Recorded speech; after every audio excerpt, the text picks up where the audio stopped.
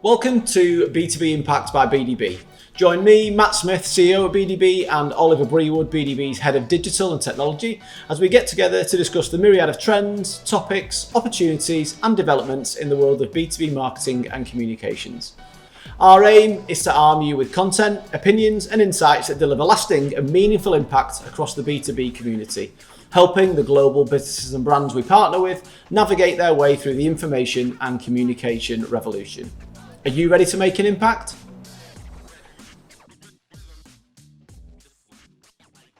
Hi everybody, and welcome back to the B2B Impact podcast, where this week we're joined by Ollie and Paul Finch, who's one of our senior creatives here at BDB, with a specialism in what we're going to I'll call VFX and CGI, but there's been a bit of a debate going on internally at our own business of what we name this as a service line and where it sits within our service offering. Do you want to give us a quick overview, Paul? Obviously, you can introduce yourself, but in the sense of the route from VFX, CGI, what it all means and kind of how it ties together.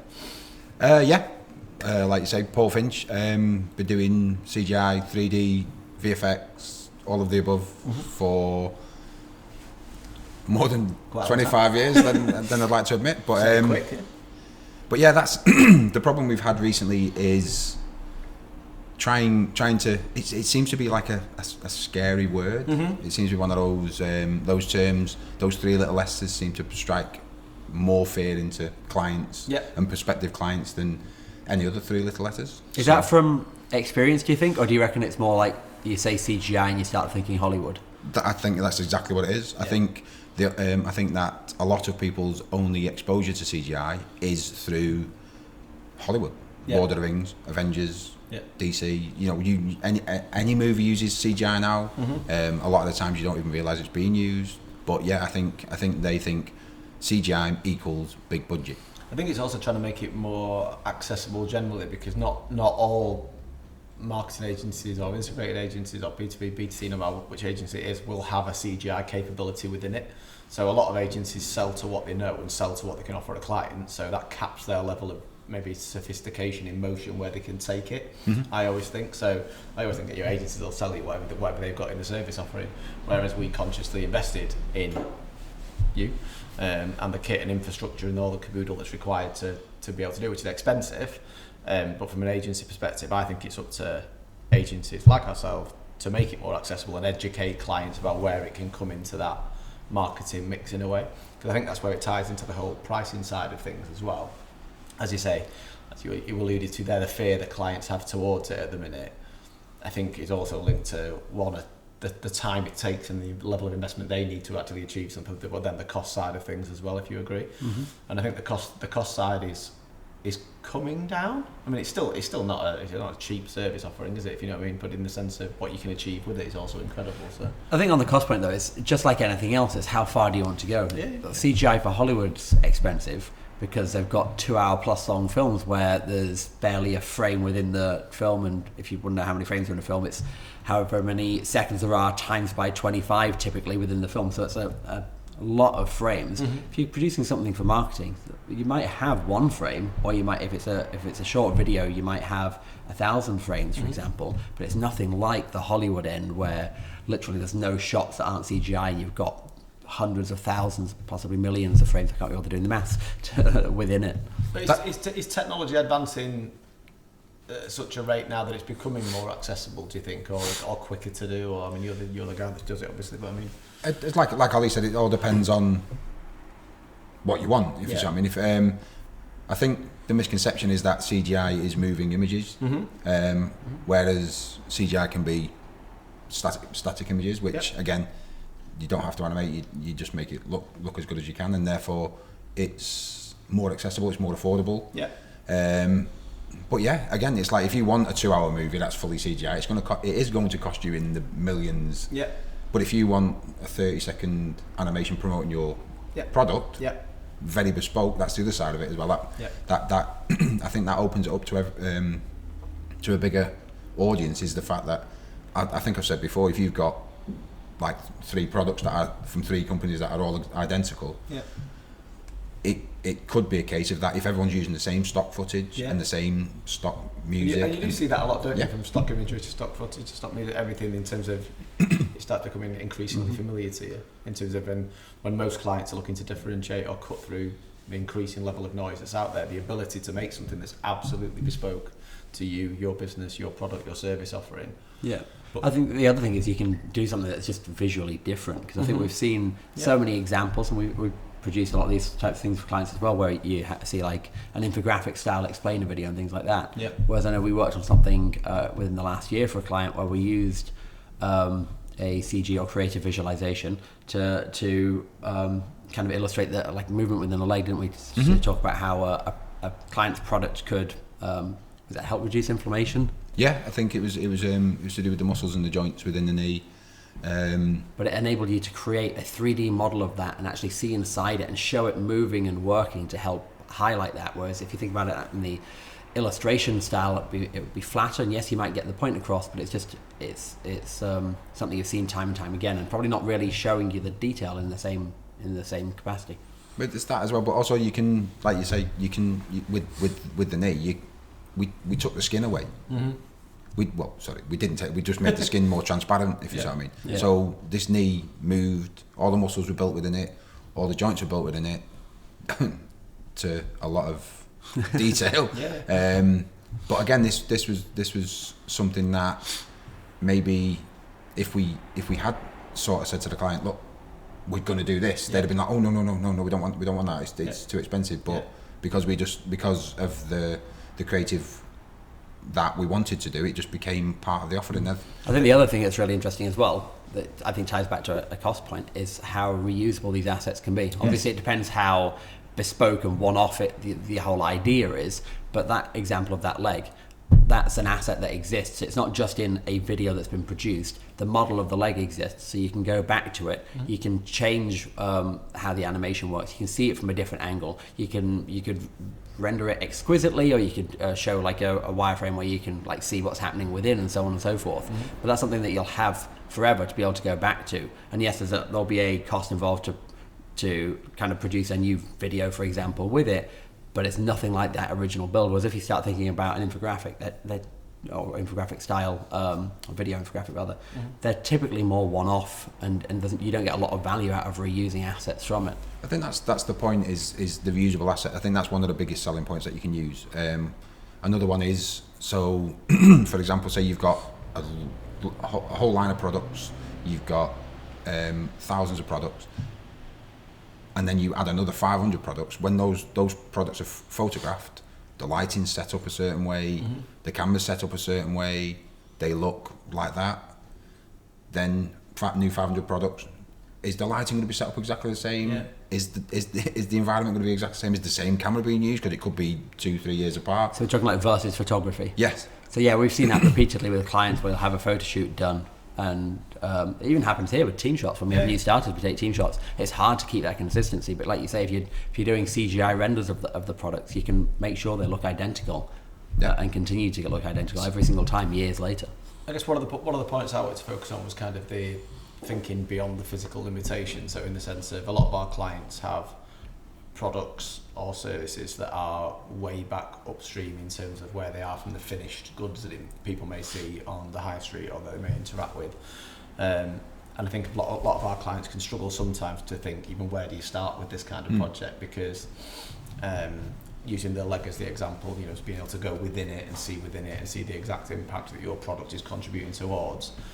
I don't know how natural that came to the client to kind of think on that level, or whether that came out of like an ideation or a brainstorming session with us, but a lot of it does start, doesn't it, in terms of a blank canvas. I've got an idea, or I'm thinking about something. It's almost encouraging clients to embrace that a bit more, I would say, because I think sometimes unless they've got a really definitive brief, sometimes they don't necessarily open the conversation, whereas with the possibilities almost being kind of endless with CGI, there's nothing you can't really do, and you're a champion of that kind of phrase. I mean, I think everybody's heard my "if you can think it, we can build it." Yeah, that's something I stand by. It might take me a bit longer than usual for certain things, but that's just the way it is. Yeah. But I think also one of the key elements to the design process is the client comes along with you. Yeah.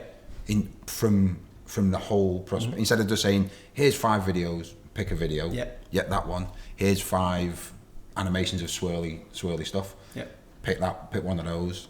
It's more a case of, no, how do you want it to look? Yeah. What do you want it to look like? Yeah. Like the leg, for example. I think we ended up colorizing that in the client's colours. Mm-hmm. But they could have said, no, we actually want it in muscle colours, or we want it actually to look like a proper full-on muscle within the leg. It's that side. It's the creative freedom. I think it's the landscape's just endless. I'm thinking of the stomach you worked on as well. That had like the barrier or the flow to the acid reflux style thing. I'm not getting the technical terminology right, but hopefully gives people an idea of what we're talking about. But even in that, the way the liquid moved, how it settled, it was all really, really intricate, wasn't it? With the client giving feedback of no, it's got to move a bit more this way or that way. So you can end up with the actual perfect example rather than it being, as you say again, generic stock kind of approach to it, where it'll do, or it's just about representing what they want. Mm-hmm. And in terms of, we're seeing more real life test cases of where, I guess, creative visualization comes into play, maybe driven a bit more also by advancements in tech like VR and AR and so on. We'll come on to the metaverse shortly, but the ability almost from the learning and education perspective, we're seeing that quite a lot with clients at the minute. I think considering how they can educate people about their products or their services, or even their internal team as well. Mm-hmm. What other major use cases are you seeing or are familiar with at the minute across the kind of creative visualization side of things? I mean, I don't know how relevant it is to our clients off the top of my head, but I know when I used to work in hospitality, that one of the companies I worked for had like a mascot, and they had, that mascot was a creative visualization itself, which meant that they could, pose it how they wanted and keep coming back to that asset for years. So that's, I guess, a bit more of an old school usage. You've obviously got the kind of video production. You've got the more digital applications where we've got web applications where you can see, browse, interact with the different models, click through them. You've got the VR applications, which I think tie in well with both training, like you say, to be able to experience what it's like to do something or be in something. There's, I don't know, the list is endless. There's, full-on environments that you can explore in the likes of the metaverse.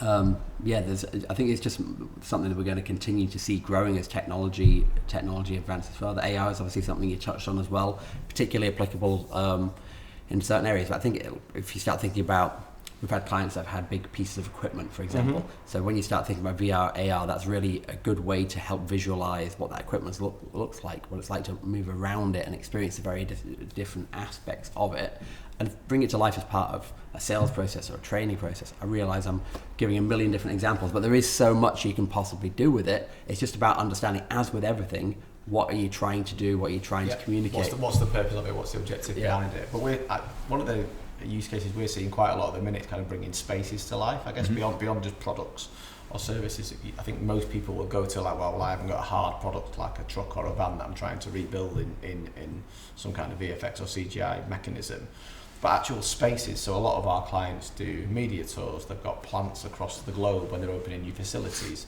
They've got labs, they've got particular equipment within labs, they have production facilities, packaging facilities, you name it. And there's a link in there for me for sustainability, because we saw it during the pandemic where everybody was grounded, nobody could travel, and not everybody, but the braver businesses and brands, I guess, started investing more in CGI applications where they would be building out spaces to still bring people to the facilities, and whether that was 3D tours or whatever it may be. Everybody's then defaulted straight back to physical events, it feels like to me at the minute. So everybody wants to be face to face again, which is completely at odds with kind of the sustainability agenda. Do you think there's a link there in terms of where CGI can assist in driving authentic, sustainable representation for a brand? Yeah, I do. I think events are hard to replace, just from the point of view of it's so ingrained in the way that B2B works, in terms of going to an event, seeing the various different suppliers that you might be able to work with and meet, socialize, and so on and so forth.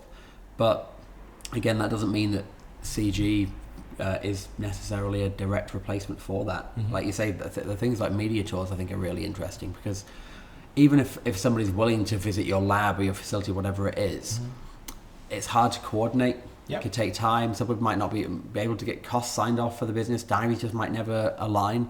This is something where there are quite cost-effective ways to have it, so you can have a tour set up that you can actually guide somebody through, So have your salesperson on the phone with their prospect, literally taking them through your facility. It's just nobody has to travel anywhere. So you're still able to get the same benefit of highlighting your capabilities and highlighting why it is that they should work with you over a competitor. You're also seeing it more in the emerging markets as well. I'm thinking of the robotics meeting we had the other week, to some of the dairy applications we had with the farms, with clients and so on, where some of the emerging markets where people haven't maybe got the money or the infrastructures to travel or visit or see pieces of equipment, that they can be recreated so people can still benefit in maybe some of the emerging markets, to still that type more into the learning and education side of things, I guess. Also the revisiting side of it. Absolutely. I mean, I don't know if whenever I go anywhere, if I'm excited about something or if I'm interested in something, it's very rare that I take every little bit of information in. Yeah. And having it to be revisited, it's like, oh, there was something in that room over there. I want to, and you go in. You can now, not physically, but go into the room. Yeah. And it was that. That was the cool object. Yeah. And for me, there's a link there with the exhibition side of things. I've said it for. I still firmly believe this, but in the sense of having your exhibition stand, your big stand, your build and burn, whether it's a system or whatever, a modular system or whatever it may be, is only there for a week or a few days or a moment in time. So if you don't get the footfall to the stand at that point, having some kind of timeless application of that after that we've seen when you've recreated stands, haven't you, in virtual worlds and popped them in with all the same content and all the same collateral. So maybe people that can't get to the event, or for that kind of timeless application afterwards as well, works really well. Sometimes more content as well. That's the other side of it as well. Yeah. If you're at a stand and say, like you say, your company's built, in trucks and stuff like that, then you can't take the truck with you. Yeah.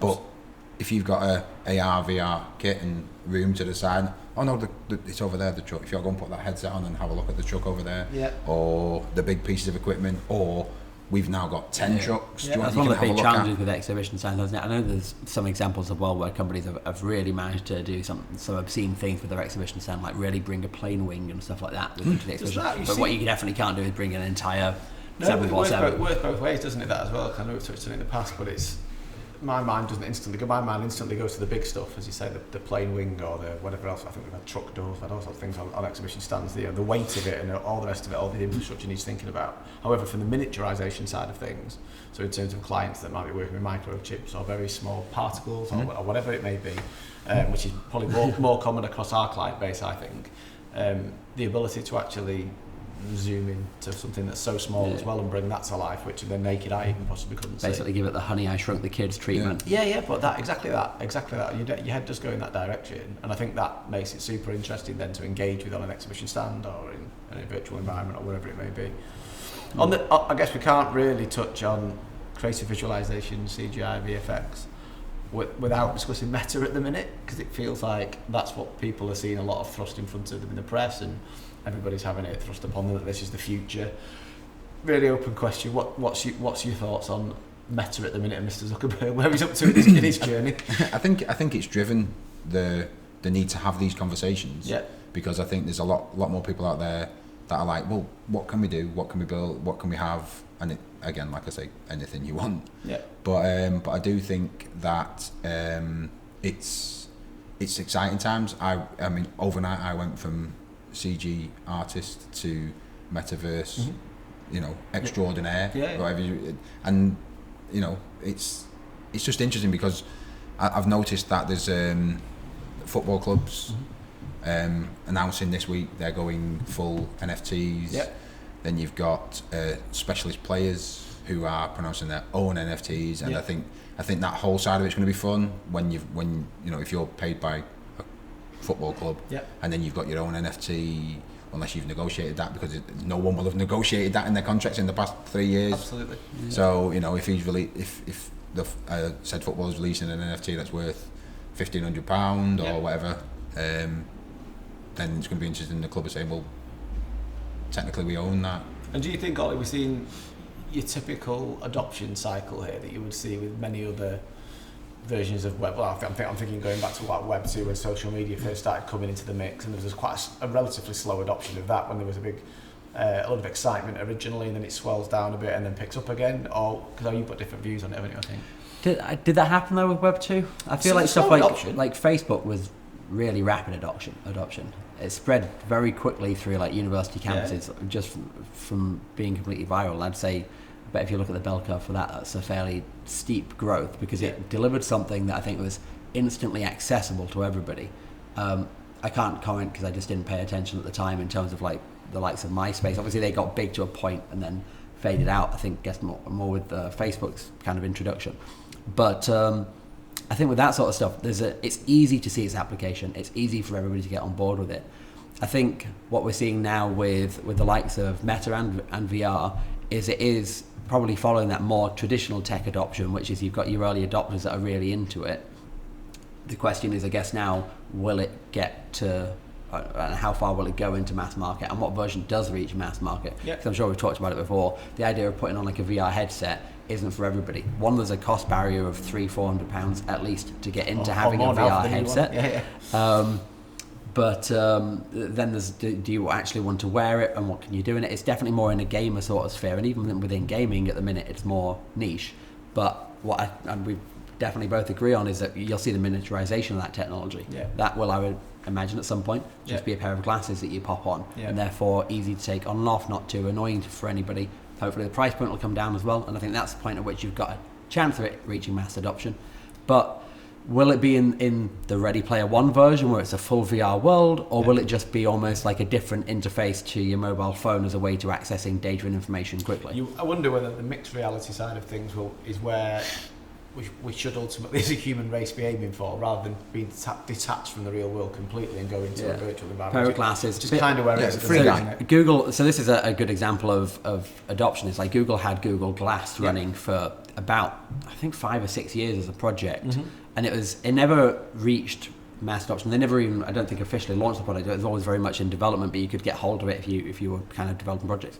But it's basically a pair of glasses that had a heads-up display in it, so you'd be walking down the street and it would be able to overlay, hey, this cafe on your left's got like 4 stars on TripAdvisor, so you might want to check it out. Things like that. So I think there's applications there, but I guess at that point Google aren't seeing that as something that's going to reach mass adoption. We're seeing more and more smart glasses coming in. I think Ray-Ban have a type of smart glasses these days. Ray-Ban have got the stories one that feeds into all the Instagram and Facebook and so on, but it's a different application of it still. It's more social media based at the minute, but then you're hearing Apple making moves into the AR and mixed reality side of things, and obviously with the new Quest that's just come out, which is more professional use and interesting again, and we've not had a chance to play with one of those yet, but you've seen the tech moving it along, but I've still not seen, we've not had massive appetite from our clients yet, I guess, to really deep dive into it.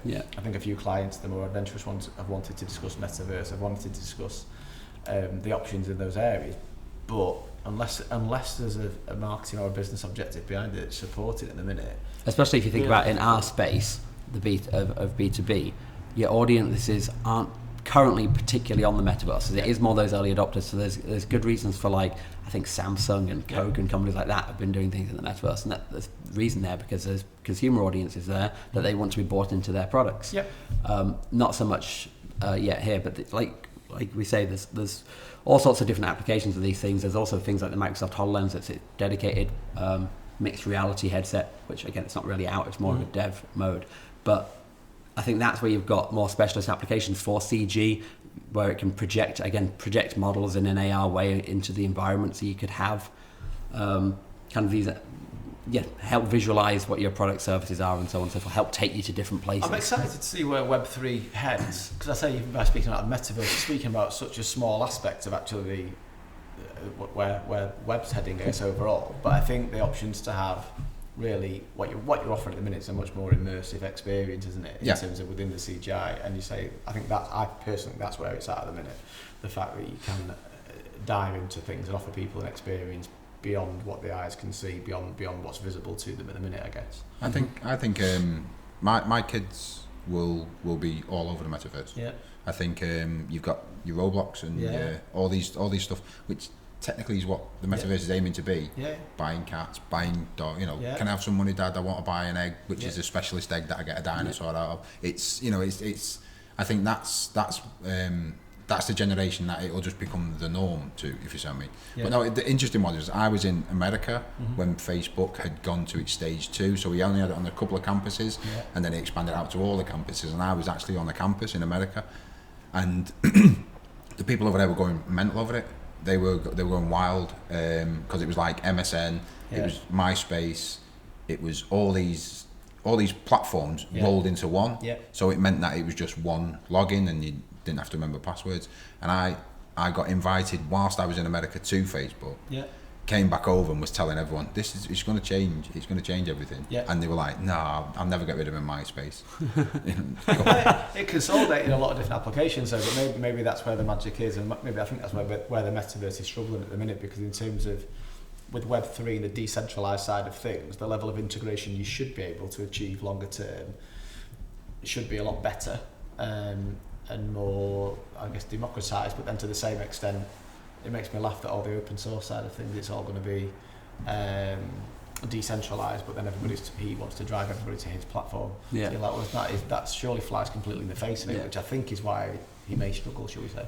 Where I think we're at for the minute is we don't know. There's obviously lots of different metaverses, quite decentralized, so lots of different people trying to compete in that space.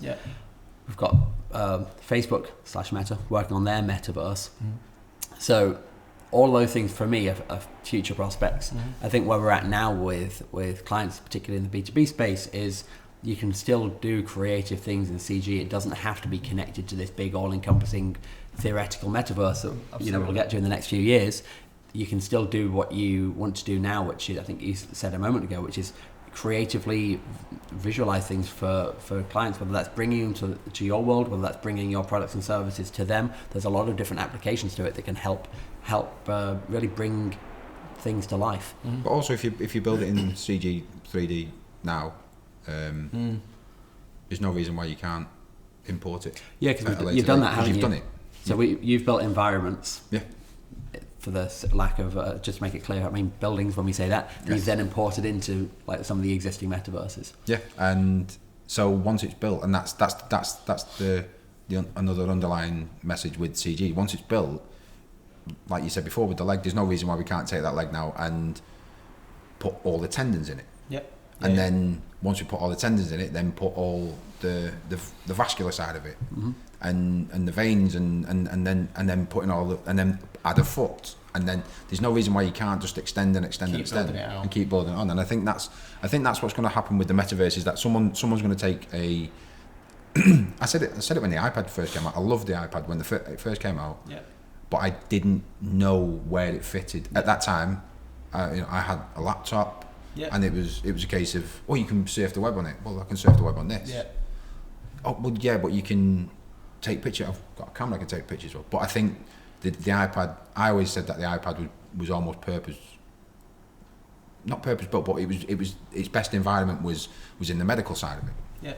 In terms of one doctor, one pad, patient number. That's what he's got. No cross operations and no. But I think with the metaverse side of things, it's good. I personally think the future of it's going to come down to connectivity, is where I come back to all the time.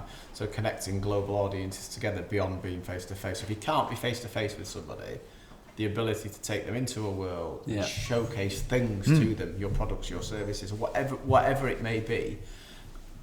And I don't know, even like the personal test cases of being able to see family and friends and catch up with them and break bread with them and have a beer with them that you can't physically be with.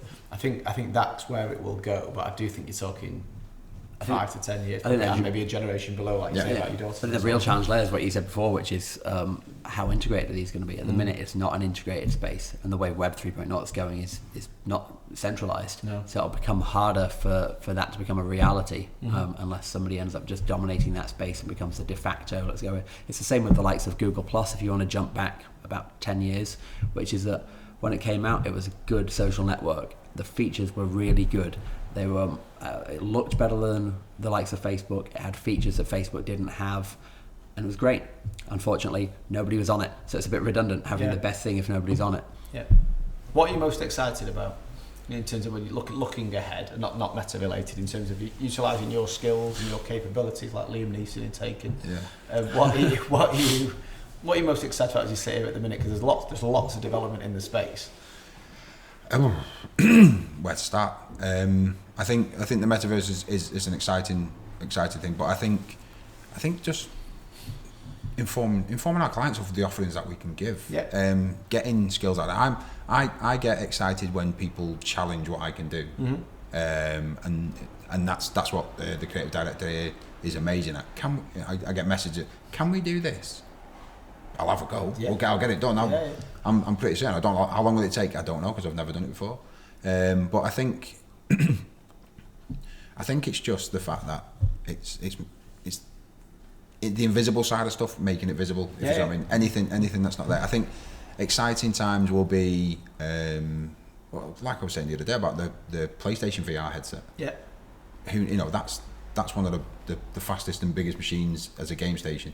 What their VR side of that might be, that might then push the level of graphics that are currently in the Quest and stuff like that. That might push it to the next level. I think stuff like the Google Glass. If you've got your glasses on and again going back to I always for some reason go back to the medical side of stuff, because if you've got the glasses on and it's saying cut here, almost like over the top, like Minority Report, like. And that's happened. Universal There's been Soldier. applications of that with, I know Microsoft HoloLens did that. They had a heart surgeon performing surgery with the overlaid MRI scan data while they're doing the surgery. And I think stuff like that. I'm just excited about where we're going in terms of like. I think everything really. One example for me that's a little bit more down to earth, I suppose, is we always have a load of kind of end use application type imagery and visualization in what clients want to display. So when we're talking about a website, for example, we're like, okay, here's a shot of the cake that your ingredient goes into, or here's a shot of somebody running because we're helping to make them healthier and fitter. And I think where things like that leg example that we talked about before fit in, is it's helping to show not just the end application, but how it's really benefiting and how it's actually working. So it's just about being able to kind of more creatively demonstrate something more than just here's the end user application, but here's how it's working in that end application. Yeah. The micro side of it, like Matt mentioned before, you're on a stand, you've got your VR headset on, you've got a tablet or a remedy that does that. You can show you can visualize it in terms of this is the particle, this is the blood cell, this is the thing, and this is what it does to the blood. So you can actually show that as well, and I think the knowledge side of it it does that, then does it? That's. And just I suppose to echo back to the reuse aspect, you can do that sort of stuff with the VR headset on. You can also create a render of that, so that could be on a video playing on a screen. That could become then part of your marketing materials. You could render out still images of particular aspects of it to help have them as key images as part of the campaign. So there's a lot that you can do once it's built. Yeah. And I think if you understand that, then the return on investment argument starts to make more sense. Because I think if you're thinking about a single-use application of it, it can seem expensive at the minute. It doesn't have to be. But I think when you start working out where it can be seeded throughout the marketing mix and throughout your communications planning across multiple years, potentially with limited updates, and the fact it's future-proofed as well. I think to wrap up, what I was going to say was in terms of it can be a bit scary in terms of particularly I think where do you start with these kind of things like I dropped into the conversation earlier. So if you're listening as a client or a prospective client or a contact and you want to have a conversation with us and get in dialogue with us, I'd encourage you to do so. No ideas can't be achieved in the sense of most things can be achieved to a level. And I think even in terms of if you've got a pipe dream of what you'd love to achieve in a year's time or in 2 years' time, there's steps you can make to kind of seed that in as you grow towards maybe and realise that potential of what you're looking to do. So, all right. Thank you for joining us. Cheers, Paul. Thanks, Ollie. Thank you. And we'll see you next time on the B2B Impact. Thanks.